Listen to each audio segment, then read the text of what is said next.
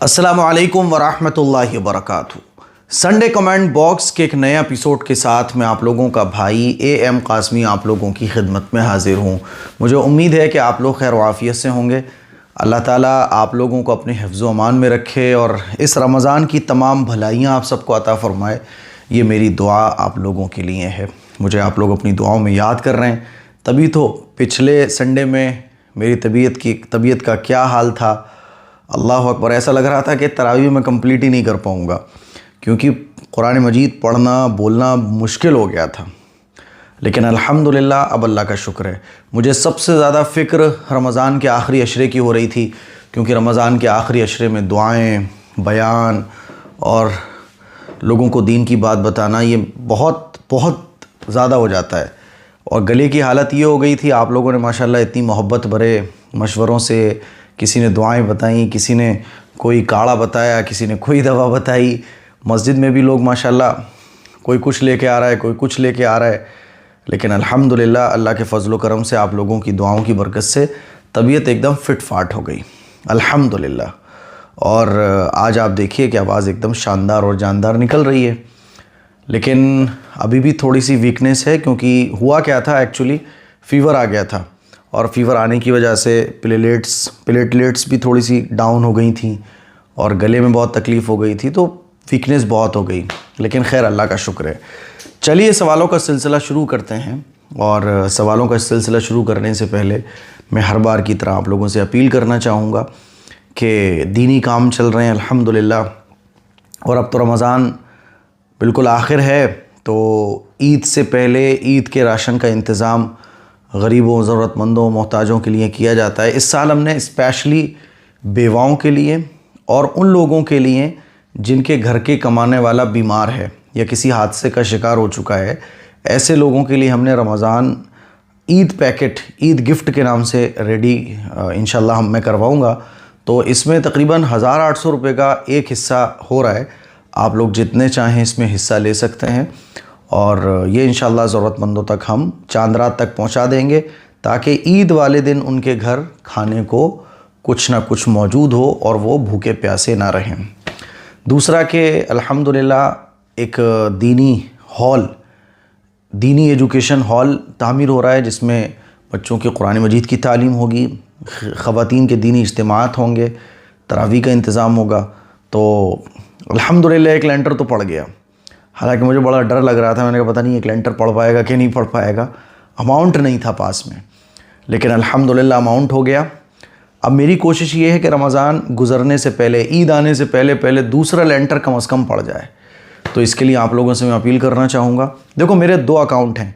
एक तो जितने भी कंस्ट्रक्शन के काम चल रहे हैं उसका अकाउंट ये एक्सिस बैंक वाला है। जब आप स्कैन करेंगे तो लिख के आएगा एक्सिस बैंक या AM कासमी वेलफेयर सोसाइटी, तो ये तो कंस्ट्रक्शन का है। और ये जो अकाउंट है, ये वाला QR कोड, ये सदक़ात, ज़कात, खैरात के लिए है। ये दोनों अकाउंट अलग हैं, बिल्कुल सेपरेट हैं। ये इसलिए है ताकि जो रकम आप डाल रहे हैं वो उसी काम में ख़र्च हो, है ना। और ये ज़कात, खैरात, सदक़ात के लिए है। और आप इन दोनों QR कोड को जब स्कैन करेंगे तो सोसाइटी का नाम लिख कर आएगा बाकायदा। मैं देख रहा था आजकल ऐसा बहुत चल रहा है कि वीडियो किसी की उठा के उसके ऊपर QR कोड अपना लगा दिया जाता है और आप लोग देखने वाले ये समझते हैं कि तो मुफ्ती साहब का है। तो बहुत ध्यान से कि AM कासमी वेलफेयर सोसाइटी लिख कर आए, तभी आप समझे कि ये मेरा है, ठीक है। अच्छा, कुछ लोगों को डाउट होता है, तो भाई मैं बार बार कहता हूँ, हमेशा कहता हूँ, फिर कह रहा हूँ कि आप फ़िरोज़ाबाद आएँ, कामों को अपनी आँखों से देखें। दिल भरे आपका तो आप डोनेट कीजिएगा, है ना, वरना मत कीजिए, बिल्कुल मत कीजिए। आप आइए एक बार फ़िरोज़ाबाद, ठीक है। चलिए, अच्छा, और दिल नहीं भर रहा है तो आप बिल्कुल स्टेटमेंट निकलवाइए, अपनी आंखों से देखिए कि कहाँ क्या खर्च हो रहा है। अल्हम्दुलिल्लाह आपका, मेरा और हम सब लोग मिलकर जो है ना, जान से ज़्यादा यानी हैसियत से ज़्यादा अल्हम्दुलिल्लाह अल्लाह की राह में ख़र्च करते हैं। ऐसा नहीं है सिर्फ आप ही लोग करते हैं, बल्कि हमारी पूरी फैमिली खर्च करती है। तो बिल्कुल बेफ़िक्र रहा करें, कभी डाउट आ भी जाए, क्योंकि हालात बहुत ख़राब हो चुके हैं।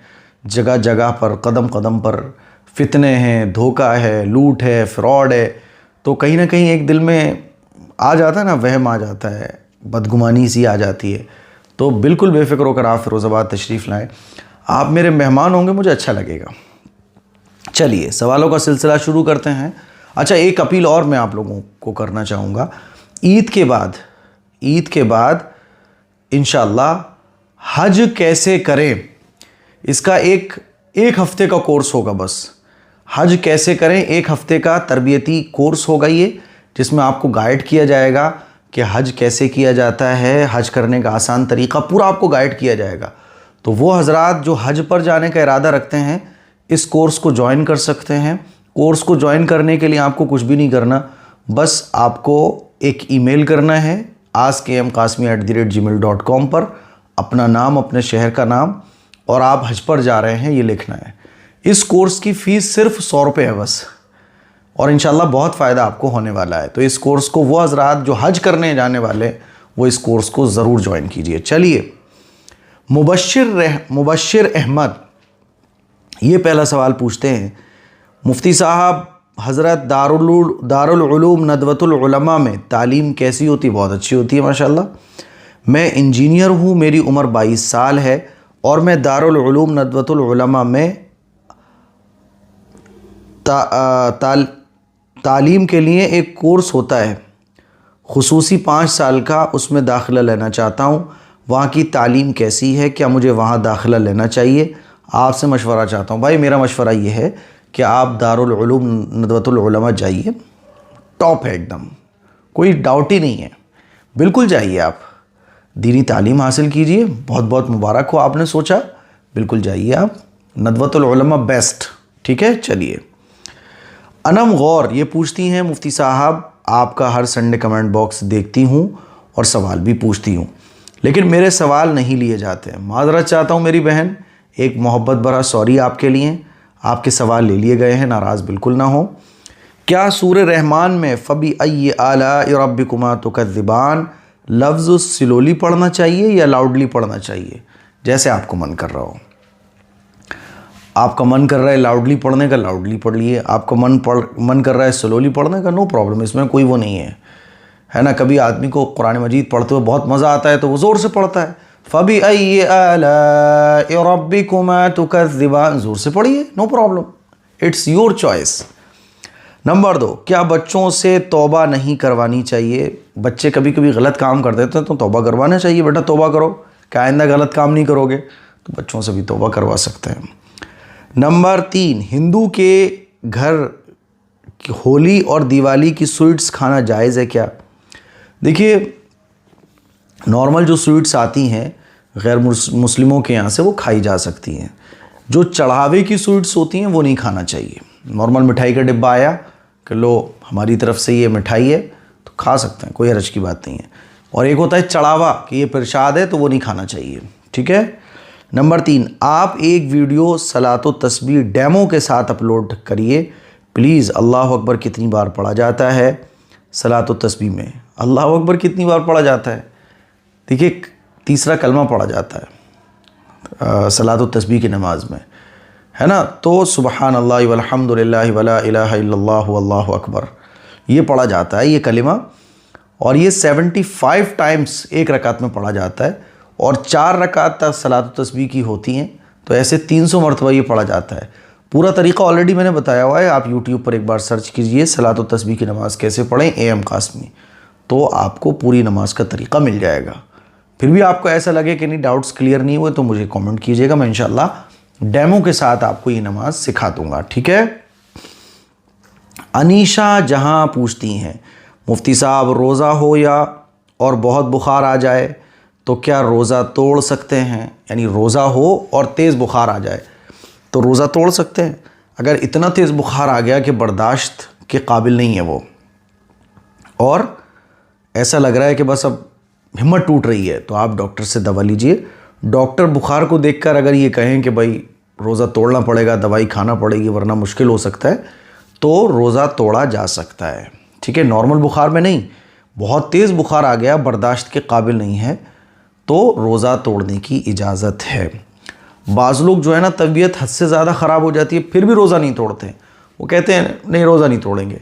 तो शरीयत ने इजाज़त दी है, जहाँ शरीयत ने इजाज़त दी है तो अल्लाह की जो दी हुई इजाज़तें उनसे हमें फ़ायदा उठाना चाहिए। अल्लाह जानता है कि हम कमज़ोर हैं, तो हम क्यों बिला वजह बहादुर बन के दिखा रहे हैं? बंदे हैं, कमज़ोर हैं, तो कमज़ोरी का एतराफ़ करना चाहिए और जहाँ अल्लाह ने रुख्सत दी है वहाँ रुख्सतों का फ़ायदा उठाना चाहिए। ठीक है, चलिए, रमज़ान का आखिरी अशरा चल रहा है। रमज़ान के आखिरी अशरे में इबादतों का ख़ास एहतमाम करें आप लोग, और मुझे भी अपनी दुआओं में याद रखें, है ना। चलिए, यास्मीन खातून पूछ रही हैं, मुफ्ती साहब इस बार मुझे भी एतिकाफ़ करने का इरादा है। सवाल आपका निकल गया, एतिकाफ़ का टाइम तो शुरू भी हो गया, और रूम 2 ही हैं, लेकिन सवाल बहुत काम का है, इसीलिए सबको ये जवाब समझना चाहिए। और एक रूम में हम 4 बहनें सोती हैं, तो क्या मैं जिस रूम में एतिकाफ़ के लिए बैठूंगी उसी रूम में मेरी बहन लोग भी सो सकती हैं? प्लीज़ इसका रिप्लाई ज़रूर दें। आम तौर पर ये समझा जाता है कि एतिकाफ़ में बैठ गए ना तो आप कुछ भी नहीं कर सकते, ना कोई मिल सकता है, ना हम किसी से बात कर सकते हैं, तो ऐसा नहीं है। एतिकाफ़ में आप बैठ गई तो आप तो उस एतिकाफ़ की जगह से बाहर नहीं जा सकती, लेकिन बाकी के बाहर के लोग आपके पास आकर बैठ सकते हैं। यहाँ तक कि जो आपकी बहनें हैं वो आपके जगह पर सो भी सकती हैं, उसी रूम में सब सो सकते हैं, उसी रूम में सब खा भी सकते हैं, आपके साथ इफ्तार भी कर सकते हैं। समझ रही हो मेरी बहन? तो एतिकाफ़ करने वाली खातून का तो बाहर जाना दुरुस्त नहीं है, लेकिन बाहर के आए हुए लोगों का आपके साथ मिलना, बैठना, सोना ये दुरुस्त है। ठीक है, चलिए, ये मैं उसूली बात इसलिए समझाता हूँ, एक होता है मसले का जवाब देना और एक होता है कि कुछ बुनियादी चीज़ें आप समझ जाओ। तो अगर 50 तरह के भी मसले आपके सामने आएंगे, तो चूंकि आपने बुनियादी चीज़ों को समझा हुआ है, तो उन उसूल को, उस फार्मूले को सामने रखते हुए आप सारे मसले हल कर सकती हो। अब जब ये उसूली बात आप समझ गई कि एतिकाफ़ करने वाला तो अपनी जगह से उठकर नहीं जा सकता कहीं, लेकिन बाकी के लोग एतिकाफ़ करने वाले के पास आ सकते हैं, तो अब आपसे कोई पूछे अच्छा क्या एतिकाफ़ करने वाले के पास मुलाकात के लिए कोई आ सकता है? तो आ सकता है। खा सकता है कि खा सकता है, लेट सकता है कि लेट सकता है। अब एक ही रूम है तो उसमें आपकी पूरी फैमिली भी आपके पास आ जाए और वही सब सो जाए तो नो प्रॉब्लम, इसमें कोई हरज की बात नहीं है। ठीक है। आरिफ अंसारी पूछते हैं, खून की ज़रूरत पड़ी और मुझे रोज़ा तोड़ना पड़ा खून देने के लिए, क्योंकि डॉक्टरों ने मना कर दिया था कि रोज़े की हालत में खून नहीं दे सकते।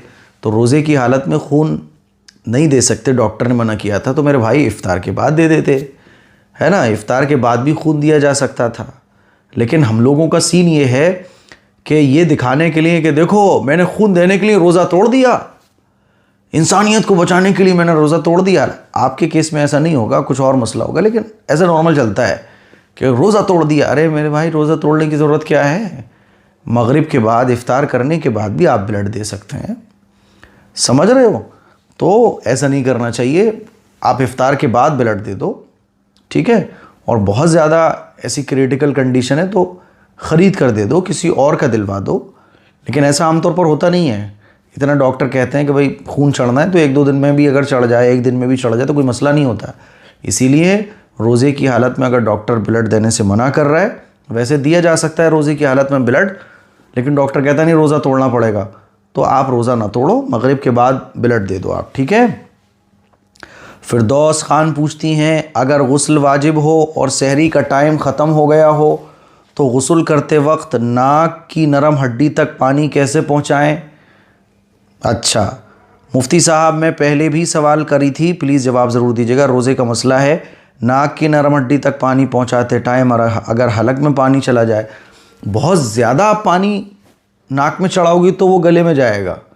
नरम हड्डी तक पानी पहुंचाना, पानी आपने लिया, हल्का सा नाक में ऊपर चढ़ाओ, बस हल्का सा। जब आप ऊपर चढ़ाओगी तो पानी गले में जाएगा ही नहीं, ठीक है ना। नरम हड्डी तक यानी जहाँ पानी लगने लगता है, नाक की नरम हड्डी का मतलब ये हुआ, ये थोड़ी कि बिल्कुल अंदर ले जाओ, तो हल्का सा आप पानी को अंदर लोगी तो बस वही है नरम हड्डी, ठीक है, गले में नहीं जाएगा वो। चलिए, नोटी अयान, अरे नोटी माहिर, अब पता नहीं कैसे नाम आप लोग यार लिख दे। तो देखो, सवाल के शुरू में ही अपना नाम लिख दिया करो, ये सबसे बेस्ट है।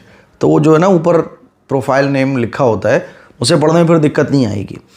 मुफ्ती साहब, मेरे ऊपर 20 लाख का होम लोन और 1.5 लाख का कार लोन, क्या ये अमाउंट टोटल अमाउंट से हटेगा एज ए डेप्ट? अच्छा, जो इंश्योरेंस पॉलिसी चल रही थी वो 25 साल की है, 25 साल बाद 5 लाख के करीब अमाउंट मिलेगा, तो वो भी जोड़ा जाएगा और किस तरीके से जोड़ा जाएगा प्लीज़ बताइए। बहुत अच्छा इनका सवाल है। देखिए, पहले तो ये सारे लोन पोन के जो काम है ना, ये गलत है। इससे खैर बरकत ख़त्म होती है। लोन का मतलब ही है लोना, बिल्कुल नहीं लेना चाहिए लोन वोन। अब ले लिया है तो कोशिश करो कि जल्दी से ये ख़त्म हो जाए, ठीक है। अब देखो, इस तरह के जो लोन लेके लोगों ने रखे होते हैं बड़े लंबे लंबे, कि 10 साल तक चल रहा है, 5 साल तक चल रहा है, तो अब इनका क्या मसला होगा। वो लोन जो थोड़े थोड़े करके दिए जाते हैं, थोड़े थोड़े करके अदायगी उनकी होती है, तो इनका मसला ये है कि आप जिस दिन ज़कात की कैलकुलेशन कर रहे हैं, तो आपको अब इस साल, यानी जो ये वाला जो साल चल रहा है, इस्लामी साल जो चल रहा है, और अब जो महीने बाकी रह गए हैं, तो इस पूरे साल में आपको कितना अमाउंट देना है, सारी टोटल किस्तें कितनी बन रही हैं, तो वो सारा आप जोड़कर माइनस कर देंगे। अब जाहिर सी बात है, किसी ने 20 लाख का लोन लेके रखा हुआ है, तो 20 लाख का लोन लेकर रखा हुआ है, तो 20 लाख तो माइनस नहीं करेगा, ऐसा तो फिर वो ज़कात देगा ही नहीं। जब तक लोन चलेगा वो ज़कात देगा ही नहीं। तो उस साल जितनी किस्तें आपको देनी है, 5 देनी है, 12 देनी है, वो किस्तों को आप जोड़कर माइनस कर देंगे, ठीक है। माइनस करने के बाद ऐसे ही कार लोन का भी है, उस साल आपको जितनी किस्तें देनी है वो माइनस कर देंगे आप, ठीक है। अब इंश्योरेंस पॉलिसी आ गई, तो इंश्योरेंस पॉलिसी में जितना अमाउंट आप भर चुके हैं, मान लीजिए 25 साल का है वो इंश्योरेंस पॉलिसी, और आप 5 साल भर चुके हैं, तो 5 साल में जितना अमाउंट आप भर चुके हैं वो आपका है। तो जितना अमाउंट आप भर चुके हैं वो प्लस होगा, और उस साल की जितनी किस्तें आपको देनी वो माइनस होगा। तो प्लस करने के बाद माइनस कर दो, जितना बन रहा है उस पर 2.5% के हिसाब से आपको ज़कात देनी होगी, ठीक है। आसान है, नहीं समझ आ रहा हो तो एक बार दोबारा से सुनना, ठीक है, आ जाएगा समझ में इंशाअल्लाह। शोएब खान पूछते हैं, मुफ्ती साहब आप लाइव कब आते हैं। भाई ये तो बड़ा एक मसला पूछ लिया आपने। शुरू रमज़ान में मैंने ये सोचा था कि रोज़ाना लाइव आकर जो है ना, वो आप लोगों के सवालों के जवाब दिए जाएंगे, आप लोगों से बात करने का एक मौका मिलेगा। लेकिन अफसोस की बात, सो सैड, मैं ख़ुद भी इस पर अफसोस कर रहा हूँ कि वो लाइव की तरतीब नहीं बन पाई। और मुफ्ती आसिफ साहब जो हमारे बड़े अज़ीज़ मित्र हैं, वो भी मुझसे कई बार कहते रहे यार मुफ्ती साहब लाइव कब आओगे। हमारे मिफ्ताही साहब, अब्दुल रशीद मिफ्ताही साहब, उनका भी मैसेज आया था, लेकिन एक तो गले की तकलीफ़ रही बहुत ज़्यादा। अच्छा, 20वें रमज़ान के बाद, यानी रमज़ान के आखिरी अशरे में मैं बहुत बिज़ी हो जाता हूँ। आप ये समझ लें कि अखबार पढ़ने तक की फ़ुर्सत नहीं मिल पाती है, इतने दीनी कामों में मशगूल हो जाता हूँ। हालांकि अखबार मेरा छूटता नहीं है, तो अखबार तक की फ़ुर्सत नहीं मिल पाती है, तो उनके साथ भी मैं लाइव नहीं आ सका। तबीयत 10 दिन जो तबीयत ख़राब कराए ना, तो इससे पूरा मैटर ही गड़बड़ हो गया। तो अब लाइव तो नहीं आ सके मेरे भाई, क्या करें। इंशाल्लाह ईद वाले दिन लाइव आएंगे, ठीक है। चलिए, हम आपसे नाराज़ हैं, नाराज़ ना हो मेरे भाई, नाराज़ ना हो। मैं और मेरी अम्मी आपको 5 साल से देखते हैं, हम आपके ओल्ड इज़ गोल्ड सब्सक्राइबर। मैं सोच रहा हूँ, कई सालों से सोचते ही रहता हूँ कि ओल्ड इज़ गोल्ड सब्सक्राइबर के लिए जो है ना, मैं कुछ तैयार करवाऊँ, एक अच्छा सा गिफ्ट या कोई एक अच्छी सी शील्ड वगैरह, और अपने साथ रखूँ जब भी मैं कहीं जाता हूँ या कोई मुझसे मिलने ऑफिस भी आता है, तो ओल्ड इज़ गोल्ड सब्सक्राइबर को जो है ना वो एज ए गिफ्ट दिया जाए। अब आप बोलोगे यार मुफ्ती साहब आप तो कई सालों से ये सोच रहे हो, इस सोच पर अमल किया जाएगा इंशाल्लाह। तो भाई नाराज़ ना हो यार, मोहब्बत भरा सॉरी आपके लिए। आपकी वीडियो देखकर मेरी अम्मी कुरान शरीफ पढ़ना सीख रही हैं। ओ हो माशाल्लाह, सुभान अल्लाह, जज़ाकल्लाह। मेरी अम्मी थोड़ा बीमार रहती हैं, आप उनके लिए दुआ करें, कुछ ना कुछ दुखता ही रहता है। दुआ करें भाई सभी लोग, अल्लाह ताला इनकी वालदा को सेहत और आफ़ियत अता फ़रमाए।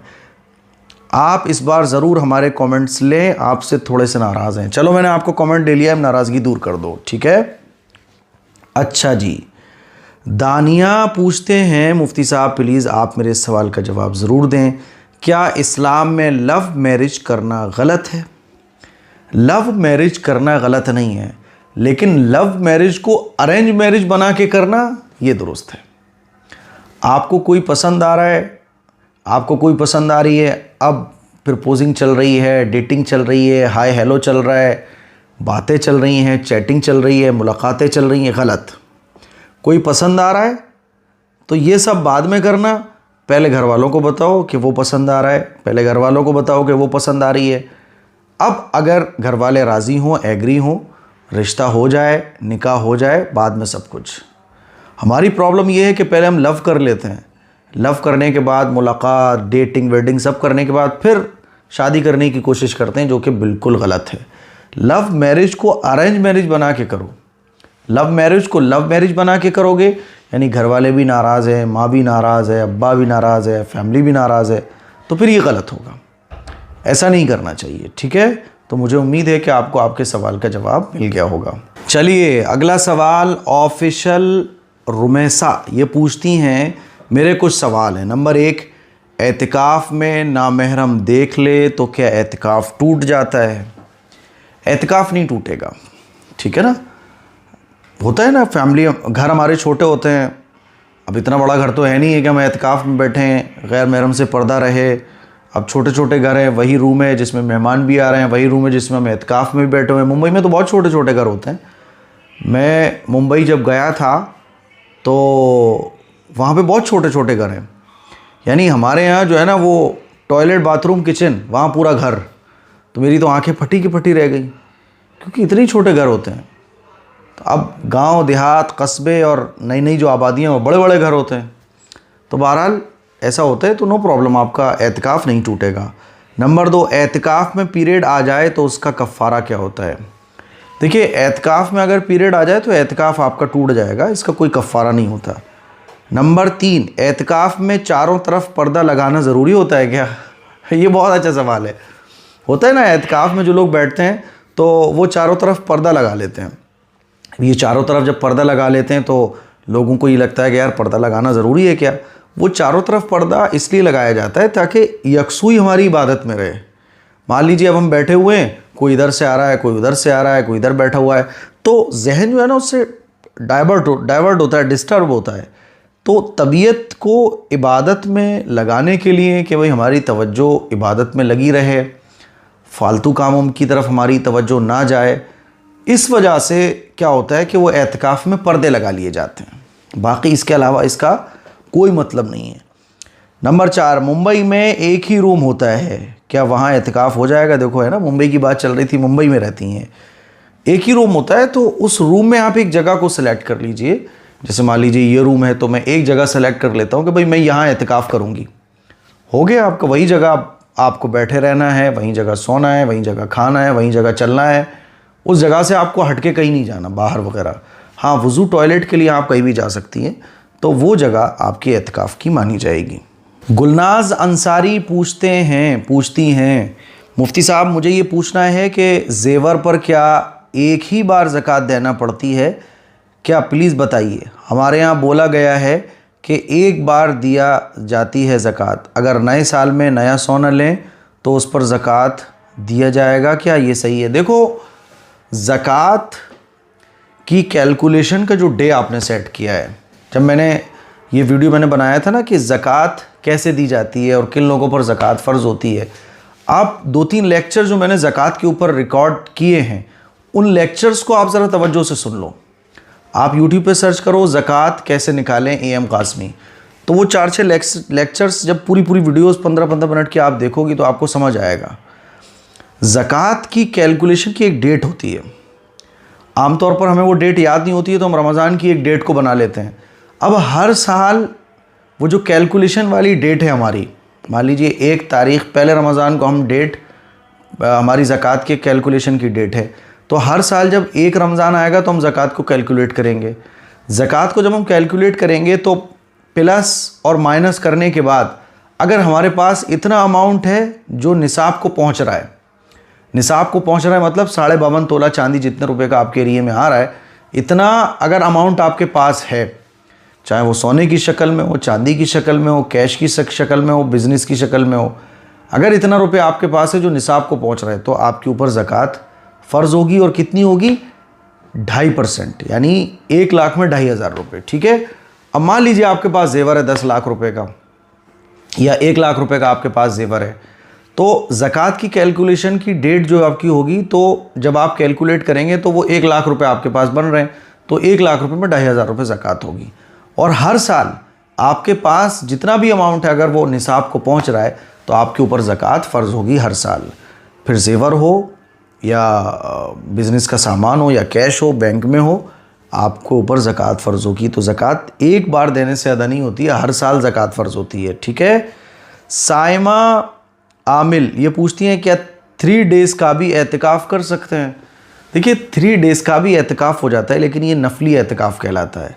रमज़ान के आखिरी अशरे का जो एतिकाफ़ है, जिसकी फ़जीलत रसूलुल्लाह सल्लल्लाहु अलैहि वसल्लम ने अहादीस मुबारका में बयान फरमाई, और हुज़ूर अलैहिस्सलातु वस्सलाम जो मसनून एतिकाफ़ रमज़ान के आखिरी अशरे में फ़रमाते थे, वो एतिकाफ़ 10 दिन का ही होता है, उससे कम का नहीं होता। 3 दिन का भी एतिकाफ़ हो जाएगा, 1 घंटे का भी एतिकाफ़ हो जाता है, लेकिन जो मसनून एतिकाफ़ है रमज़ान के आखिरी अशरे का, वो फ़जीलत आपको 3 दिन में हासिल नहीं होगी, वो आपको 10 दिन एतिकाफ़ करके ही हासिल हो पाएगी। चलिए, जीनत परवीन पूछती हैं मुफ्ती साहब गुस्ल के वज़ू से नमाज़ पढ़ सकते हैं? प्लीज़ मुझे बताइए, काफ़ी लोग मना करते हैं, क्या करना चाहिए? देखिए वज़ू में कितने फ़र्ज़ होते हैं मुझे बताओ ज़रा। अब आप बोलोगे अरे मुफ्ती साहब डायरेक्टली सीधे सीधे जवाब दे दो कि हाँ हो जाती है। मैं डायरेक्टली जवाब नहीं दूंगा, इसलिए नहीं दूंगा क्योंकि मैं आपको उसूल समझाना चाहता हूँ। एक होता है मसला बताना, एक होता है मसला समझाना। अगर आप मसले को समझ जाएं तो आप एक मसले को समझकर 10 मसलों को वैसे ही सॉल्व कर सकते हैं, और अगर आप मसला समझो ना, सिर्फ जान लो, तो आप एक मसले से एक ही मसला हल कर पाओगे बस।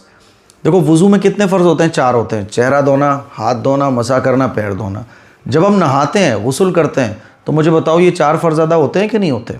आप बोलोगे 4 फ़र्ज़ अदा हो जाते हैं, हाथ भी धुल जाते हैं, चेहरा भी धुल जाता है, मसा भी हो जाता है, पैर भी धुल जाते हैं। तो नहाते जब हम हैं तो नहाने में हमारा वज़ू ऑटोमेटिकली हो जाता है। तो जब आप नहाए तो आपका वज़ू हो गया, अब उस वज़ू से आप नमाज़ पढ़ सकते हो। जो लोग ये कहते हैं नहीं पढ़ सकते वो गलत हैं। ठीक है। ऐस के सपना खान, घर के लोगों का अलहदा अलहदा फ़ितरा देना पड़ेगा या एक बार देने से ही सबका फ़ितरा हो जाएगा या सबका मिलाकर ही देना पड़ेगा? देखिए, आप अगर साहिब निसाब हैं या ईद वाले दिन भी अगर आप साहिब निसाब हो जाते हैं तो आपके ऊपर फ़ितरा वाजिब हो जाता है, और जिसके ऊपर फ़ितरा वाजिब होगा उसको फ़ितरा अदा करना पड़ेगा। कोई शादीशुदा आदमी है तो वो अपनी नाबालिग औलाद की तरफ से भी फ़ितरा अदा करेगा। ठीक है। बीवी की तरफ से कर दो तो बहुत अच्छी बात है, वरना बीवी पर अलग फ़ितरा है अगर बीवी साहिब निसाब है। तो आप जो शौहर है, जो घर का मुखिया है, वो ये चेक करे कि नाबालिग औलाद घर में कितनी हैं। कुल मिला के ये है, मोटा मोटा ये समझो कि घर के मुखिया को चाहिए कि उसकी ज़िम्मेदारी में जितने लोग हैं वो सब की तरफ से फ़ितरा अदा करे, अगर वो साहिब निसाब हों। ठीक है। अब घर में 5 लोग हैं, पाँचों के पाँचों साहिब निसाब हैं। मान लीजिए 5 भाई हैं, पाँचों की फैमिलीज़ अलग अलग हैं और बच्चे अलग अलग हैं, है ना। तो 5 भाइयों के मान लीजिए 15 बच्चे हैं, 3-3 बच्चे हैं सबके, तो 15 बच्चे हो गए। तो सब ने सोचा कि भाई हम सब लोग मिलके फ़ितरा एक साथ जमा करके किसी गरीब को दे देंगे, तो नो प्रॉब्लम, ये भी ठीक है। अलग अलग दे दें, ये भी ठीक है। तो मुझे उम्मीद है आपको आपके सवाल का जवाब मिल गया होगा। मोहम्मद अनस ये पूछते हैं मुफ्ती साहब आप खैरियत से हो? भाई अल्हम्दुलिल्लाह, आप लोगों की दुआएं हैं माशाल्लाह। आप लोग इतने प्यारे प्यारे सवालात करते हो कि यार मेरी आधी तबीयत तो संडे एपिसोड में ठीक हो जाती है। संडे आता है ना तो लोग मुझसे कहते हैं मुफ्ती साहब कहाँ चलने का इरादा है, संडे में छुट्टी है, चलो कहीं चलते हैं। तो मैं बोलता हूँ यार मुझे कहीं नहीं जाना, मेरा ये ऑफ़िस, मेरा ये कैमरा, मेरा ये माइक और मेरा ये सवालात, मुझे संडे एपिसोड रिकॉर्ड करना है। सॉरी, रात को देखेंगे कहीं। संडे एपिसोड मुझे बहुत पसंद है, आई लव संडे एपिसोड। और संडे एपिसोड पसंद की वजह यह है क्योंकि आप लोग इसमें दिलचस्पी लेते हैं। जिस दिन आप लोग इसमें दिलचस्पी लेना बंद कर देंगे, संडे एपिसोड ख़त्म हो जाएगा। तो भाई सब्सक्राइब भी कर लो यार, क्योंकि नोटिफिकेशन नहीं पहुंचती है। सब्सक्राइब किया हुआ है तो नोटिफिकेशन पर क्लिक मारो, और संडे एपिसोड को लाइक किया करो, कमेंट किया करो। ये मैं क्यों बोल रहा हूँ? आप बोलोगे मुफ्ती साहब ये लाइक कमेंट की बात कहाँ से आ गई? देखिए यूट्यूब का एक एल्गोरिदम है, यानी यूट्यूब काम ऐसे करता है, वो देखता है कि इस वीडियो को लोग पसंद कर रहे हैं, इस वीडियो को लोग बहुत देर तक देख रहे हैं, अच्छा लाइक भी किया हुआ है, अच्छा कमेंट भी किए हुए हैं, तो यूट्यूब उस वीडियो को ज़्यादा रिकमेंड करता है। और जब ज़्यादा रिकमेंड करेगा तो जाहिर सी बात है ज़्यादा लोगों तक पहुँचेंगे आपके सवालात, ज़्यादा लोगों तक पहुँचेगी दीन की बात। इसीलिए मैं कह रहा हूँ कि लाइक कमेंट वगैरह कर दिया करो। ठीक है। चलिए, इनके कुछ सवालात हैं, देखते हैं। मैंने YouTube पर एक वीडियो देखी है जिसमें बताया गया है कि जिसकी क़ज़ा नमाज हो और उसको याद नहीं हो कि कितनी नमाज़ें क़ज़ा हुई हैं, तो वो रमज़ान के आखिरी जुमे के दिन 4 रकात नफल इस तरह पढ़े। ये सब फालतू की नमाज है। नमाज तो इसको कहो मत बिल्कुल भी, ये शैतानी चाल है। शैतानी चाल है, क्योंकि शैतान दीनदारों को दीन के रास्ते से गुमराह करता है। समझ रहे हो? तो ये नमाज नहीं है, ये शैतानी चाल है। इस तरह की कोई नमाज कुरान और हदीस से साबित नहीं है। और हर साल रमज़ान के जुमे में इस तरह की नमाज़ें चलती है। तो ऐसा कुछ भी नहीं है कि सारी नमाज़ें माफ़ हो जाएं, फिर तो ठीक है। पूरे साल की नमाज़ें छोड़ो और अलविदा वाले दिन आखिरी जुमे में रमज़ान की ये नमाज़ पढ़ लो, सारी नमाज़ें माफ़ करा लो। तो ये शैतानी चाल है ना। शैतान की चाल ये है कि लोग ये सोचें कि सब हमारी तो सारी नमाज़ें माफ़ हो गई, अब तो हम एकदम गुनाहों से पाक हो गए, और इसी धोखे में वो नमाज़ छोड़ते रहें कि सब अगली साल फिर अलविदा जुमे वाले दिन ये नमाज़ पढ़ लेंगे, तो जहन्नम पक्की हो जाएगी फिर। इसलिए शैतानी चाल है, इसको ये गलत बात है। ठीक है। नंबर 2, अल्लाह को अल्लाह मियाँ कहना कैसा है? कुछ लोग कहते हैं कि अल्लाह मियाँ कहना नहीं चाहिए।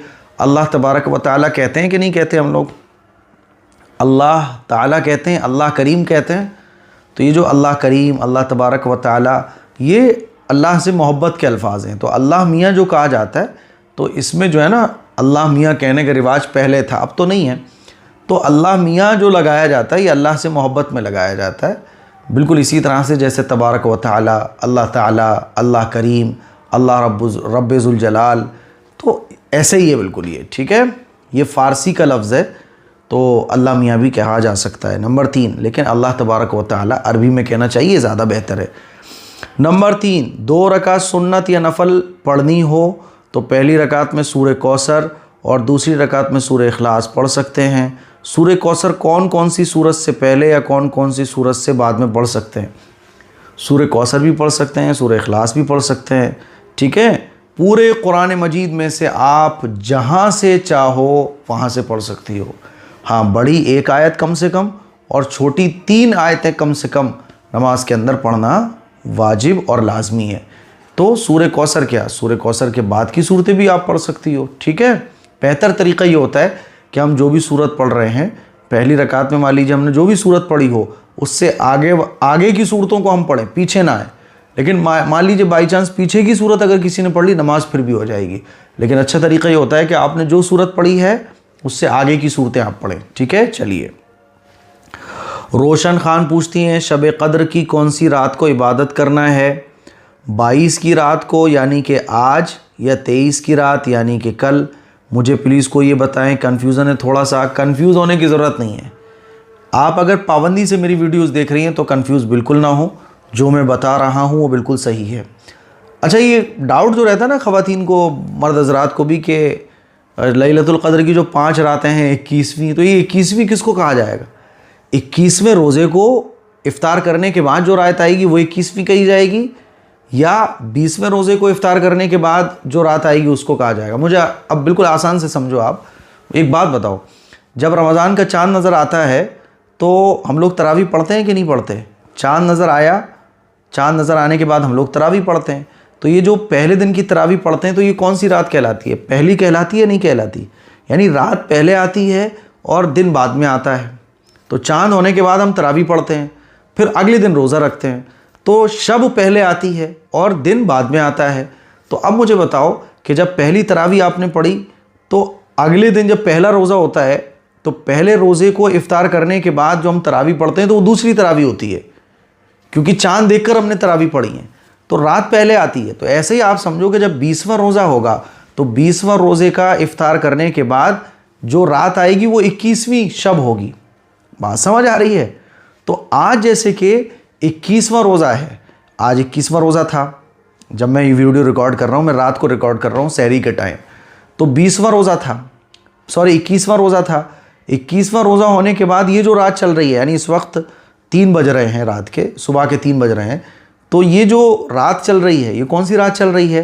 21वें रोज़े के बाद 22वीं रात चल रही है। ठीक है ना। अब 22वां रोज़ा जब हम कंप्लीट कर लेंगे, इफ़्तार कर लेंगे, तो इफ़्तार के बाद जो शब आएगी तो वो 23वीं शब होगी। यानी रात पहले आती है, दिन बाद में आता है। तो आपको बिल्कुल परेशान नहीं होना चाहिए। 22वां रोज़ा होगा, इफ़्तार आप करोगी तो 23वीं शब लग जाएगी।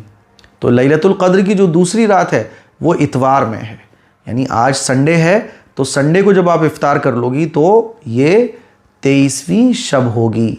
ठीक है, चलिए, तो शब क़द्र की जो पाँच रातें हैं 21, 23, 25, 27 और 29, तो एक तो निकल गई।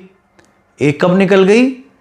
यानी जुमे को निकल गई। अब इतवार को है, फिर मंगल को, फिर जुमेरात को, फिर शनिचर को। ठीक है, चलिए।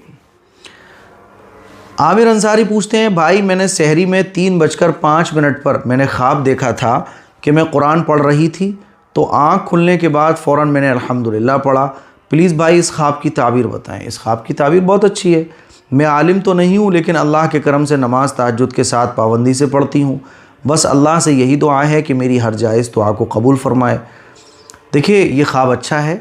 हम ख्वाब में अपने आप को दीनी काम करते हुए अगर देखते हैं तो ये ख्वाब अच्छे कहलाते हैं। यानी अल्लाह ताला हमारे लिए दीन के रास्ते खोलेगा, दीन पर अमल करना हमारे लिए आसान करेगा, दीन के कामों को आसान करेगा, तो हम पाबंदी के साथ और हिम्मत के साथ दीन पर अमल करते रहें। तो ये ख्वाब अच्छा है माशाल्लाह। ठीक है, चलिए।